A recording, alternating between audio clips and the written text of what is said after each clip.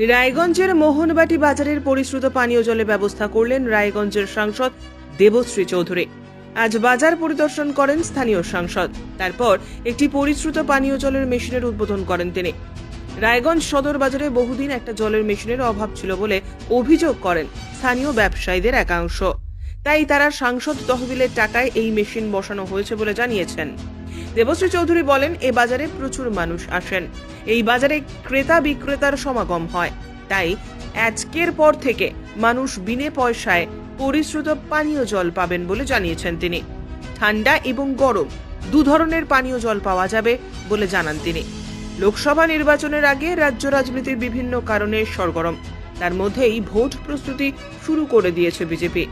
সাংসদ দেবশ্রী চৌধুরী এবং তার এলাকায় জনসংযোগে ব্যস্ত তিনি। আজ দলীয় নেতাদের নিয়ে তার এই উদ্বোধনী অনুষ্ঠান। মোহনবাটি বাজারের একটা পরিশ্রুত পানীয় জলের মেশিন এমপি ল্যাডের ব্যবস্থাপনায় এখানে নির্মিত হলো, তার উদ্ঘাটন হলো।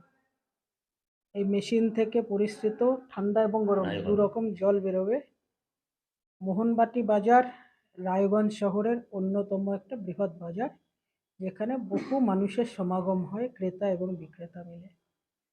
এখানে এটা খুব প্রয়োজন ছিল দীর্ঘদিন ধরে, সেই কাজটা সম্পন্ন হলো। সেই উপলক্ষে আসে।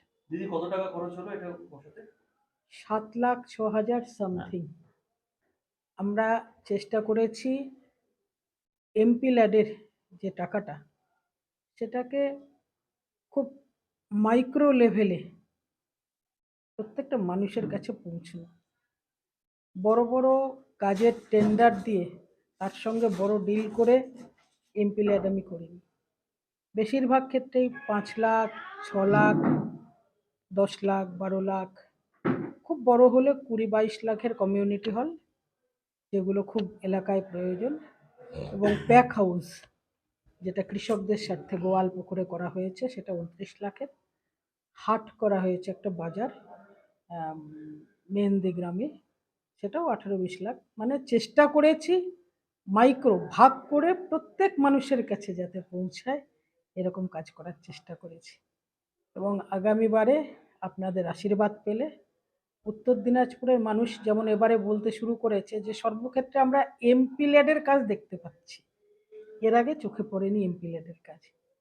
এই যে মানুষের প্রত্যেকটা এলাকায় পৌঁছানো ছোট ছোট ভাবে, আগামীবারে আশা করি এমপি ল্যাডের কাজ কেমন হওয়া উচিত তার একটা রিফ্লেকশন উত্তর দিনাজপুরের মানুষ।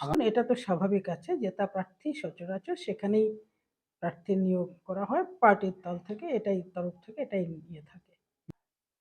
এক্ষেত্রে যেটা বক্তব্য, আমি থাকি বা না থাকি, ভারতীয় জনতা পার্টির কথাটা বলেছি যতক্ষণ না প্রার্থী ঘোষণা হয়। দেখুন, কিছু মানুষের ব্যক্তিগত চাওয়া পাওয়া, লাভ লোকসানের সঙ্গে এটা সম্পর্ক। প্রাক্তন সভাপতি দল যখন কাউকে প্রাথমিক সদস্যতা থেকে বের করে দেয়, মানে তার অবশ্যই তার ডিসপিউট আছে। পার্টি কখনো চায় না কোনো ব্যক্তিকে বের করে দিতে। অনেক বড় লুফল থাকলে, অনেক বড় অপরাধ থাকলে তাকে বের করে দিতে। এবার প্রশ্ন হচ্ছে, কোনো ব্যক্তি চাইতেই পারেন। রাজনীতি এমন একটা জায়গা যেখানে সবার ইচ্ছে হয় জনপ্রতিনিধি হবে, আর লোকসভার সদস্য হবে 543 জন। তো 543 জন 15 কোটির মধ্যে সবার আকাঙ্ক্ষা আছে। কেউ কেউ সেটা প্রশমিতভাবে প্রকাশ করে, কেউ কেউ সেটা করতে পারে না তার জ্ঞান বুদ্ধির অভাবে। এটা নিয়ে বড় কিছু বলার নেই। দিদি, রাজ্য সরকার বা জেলা প্রশাসন কি আপনার এমপি ল্যাডের কোনো কাজ কি আটকেছে এই 5 বছরের মধ্যে?